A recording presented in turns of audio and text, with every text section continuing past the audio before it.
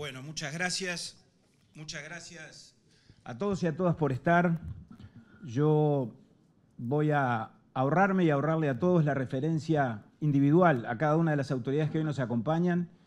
y espero que eso no se malinterprete, pero en todo caso es a los efectos de no prolongar injustamente e innecesariamente esta conmemoración en la que a esta altura de las circunstancias ya está todo dicho y prácticamente todo hecho. Pero por supuesto nos complace y nos resulta satisfactorio, muy satisfactorio, que la presencia de la interinstitucionalidad pública esté hoy a pleno, aquí en las instalaciones del Ministerio del Interior, la representación de los tres poderes del Estado y la representación de todos los organismos descentralizados o de la Administración Central que tienen vinculación con este tema, lo que a mi juicio indica claramente, y es un síntoma elocuente, de que estamos frente a un problema real que a todos nos convoca y respecto del cual todos tenemos conciencia de lo que significa y por lo tanto de que tenemos que estar a la altura de las demandas y de los desafíos que ese problema representa. Creo que el informe que hemos escuchado es elocuente en cuanto a lo que yo acabo de decir, en cuanto a los niveles muy elevados de violencia doméstica en general y de violencia de género en particular que tenemos en nuestra sociedad. La circunstancia o el dato estadístico, que por supuesto hay que registrarlo y hay que consignarlo, de que en el 2024 menos mujeres que en el 2023 murieron víctimas de homicidio, sin duda es irrelevante frente al fenómeno y al dato de carácter general que acaba de expresarse y de exhibirse en cuanto a que 35.000 denuncias de casos de violencia doméstica se registraron en lo que transcurre de este año, en lo que sin ninguna duda confirma una tendencia que es una tendencia ascendente y una tendencia creciente y que por lo tanto eso es lo que sin duda nos interpela, nos convoca y nos desafía. Cuando además a eso le agregamos la circunstancia de que la enorme mayoría de las víctimas de esas denuncias de violencia doméstica son mujeres, que la enorme mayoría de las víctimas de los casos de abuso sexual, más del 80%, son niñas, niños y adolescentes, y particularmente adolescentes que están en la franja entre los 13 y los 17, creo que son datos esos que no pueden escapar a nuestro análisis y que sin ninguna duda con relación a ellos no podemos mirar para el costado. Con relación a un fenómeno que además tiene características muy particulares, porque es una violencia que se ejerce fundamentalmente, por eso la definición de doméstica, en el ámbito del hogar, en el ámbito privado, casos que terminan siendo por eso de difícil detección y donde además quedó también registrado en el informe, las víctimas son, no quiero decir refractarias, pero en todo caso se encuentran en dificultades severas o tienen miedo de denunciar y tienen dificultades para denunciar y por eso no denuncian, lo cual termina haciendo más compleja la realidad y la situación que tenemos entre manos o a la cual nos enfrentamos y repito, no podemos eludir desde el punto de vista de su acometimiento. Para el Ministerio del Interior este es un tema que está en la agenda y que por supuesto no puede dejar de estar en la agenda. En el marco del enfoque dual, que para nosotros es una referencia conceptual o un horizonte ordenador, en el sentido de que el Ministerio por supuesto tiene el cometido legal de perseguir el delito, de reprimir, de persuadir, de prevenir, pero con eso la respuesta policial no está completa y no estará jamás completa si no le agregamos, y eso tiene que ver con este acto de hoy, la mirada social indispensable, el reconocimiento de que detrás de la violencia que se ejerce cuando cualquier delito con violencia se configura, hay concausas sociales profundas y realidades que no podemos soslayar y que no podemos dejar de reconocer en toda su magnitud. Y en ese sentido, por lo tanto, hemos venido trabajando y hemos venido avanzando y hemos venido tomando decisiones. Y en esta instancia, que es de rendición de cuentas, como aquí se decía, que vaya si lo es, bueno, hemos escuchado de parte de la directora de Políticas de Género una rendición de cuentas muy exhaustiva, con una serie de hitos, de decisiones, de avances, de planes que se han venido concibiendo, implementando, concretando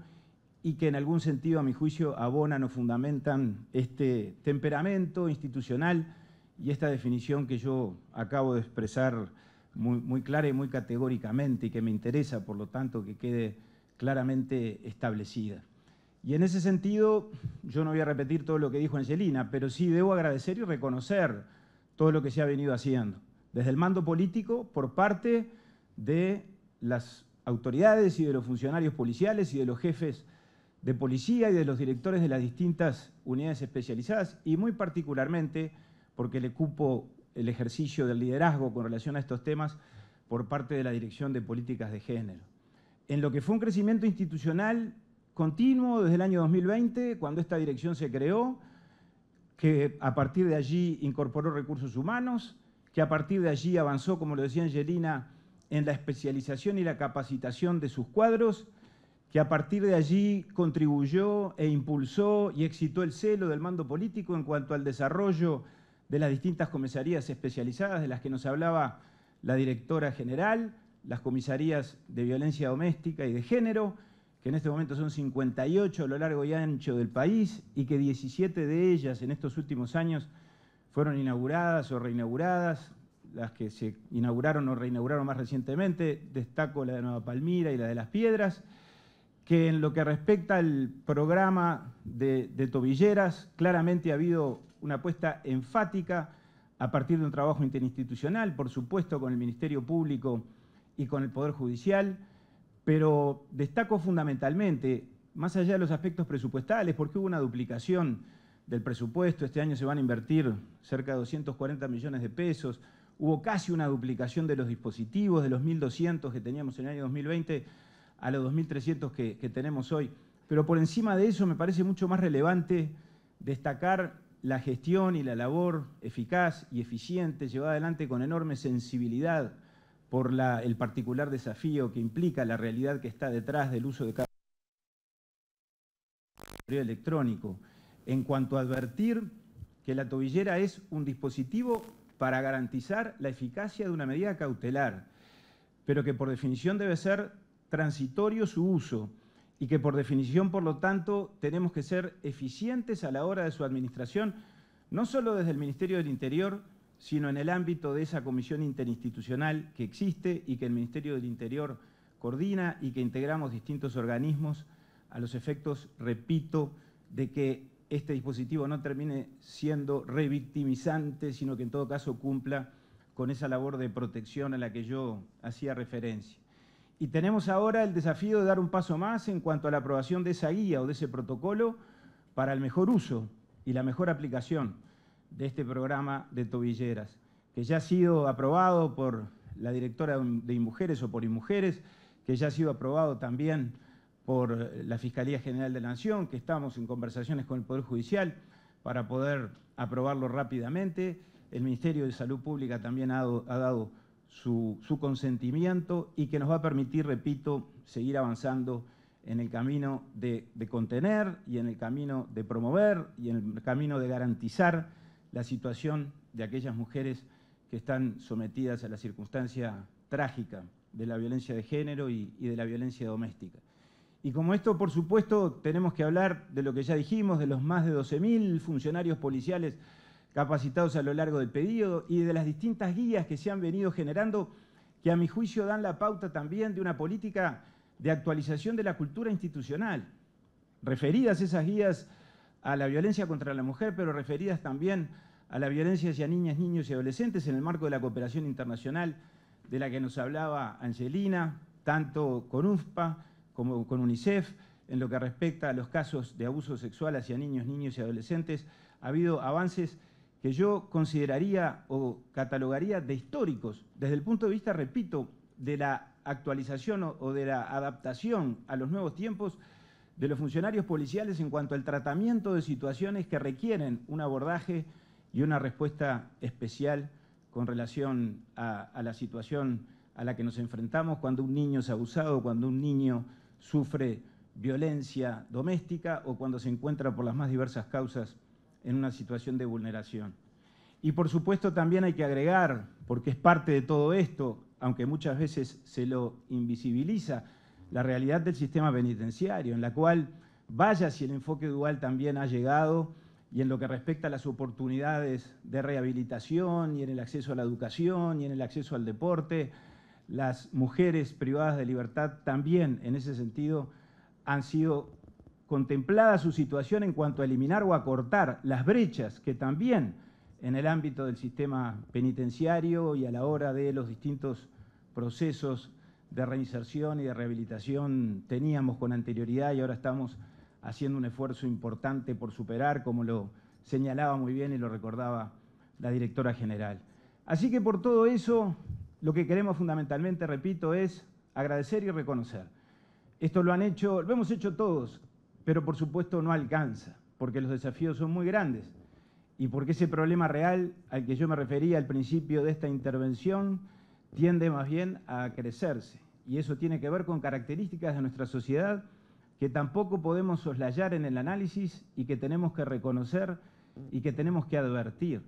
No es un fenómeno estrictamente policial. La policía debe intervenir, pero es responsabilidad de toda la interinstitucionalidad pública que está aquí y también, por supuesto, de la actuación coordinada y complementaria entre el Estado y las organizaciones sociales, que muchas de ellas también aquí están presentes, porque reitero, esto hay que ponerlo en la agenda de los uruguayos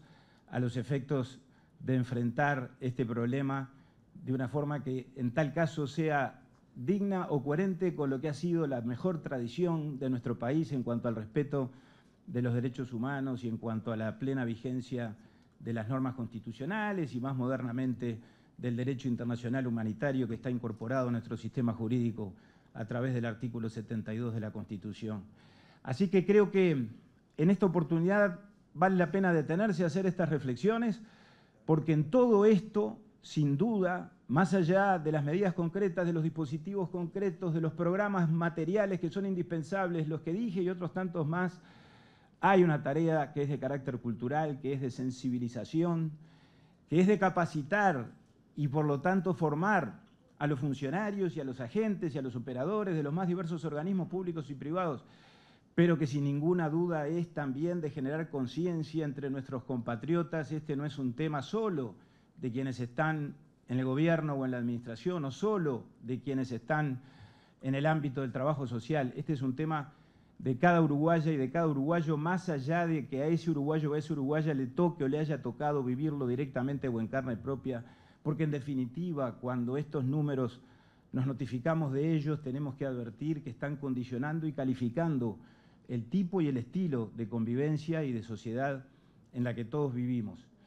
Y por supuesto todos estamos orgullosos de nuestro país y de nuestras mejores tradiciones, que son las que dije antes. Pero todos los días tenemos que ratificar ese estado de cosas y eso implica no que de un día para el otro deje de haber violencia doméstica, porque sabemos que eso no acontecerá, ni en el Uruguay ni en ningún país del mundo. Pero el tema no es tenerla o no tenerla, sino cuánto y cómo la reconocemos y cuánto y cómo y de qué manera la enfrentamos y de qué manera tenemos la actitud espiritual y al mismo tiempo la decisión política y la decisión institucional de parte de quienes representamos instituciones públicas y privadas de mejorar todos los días la respuesta, porque eso es, sin duda, lo que en tal caso permitirá que estemos a la altura de nuestra propia historia. Muchas gracias.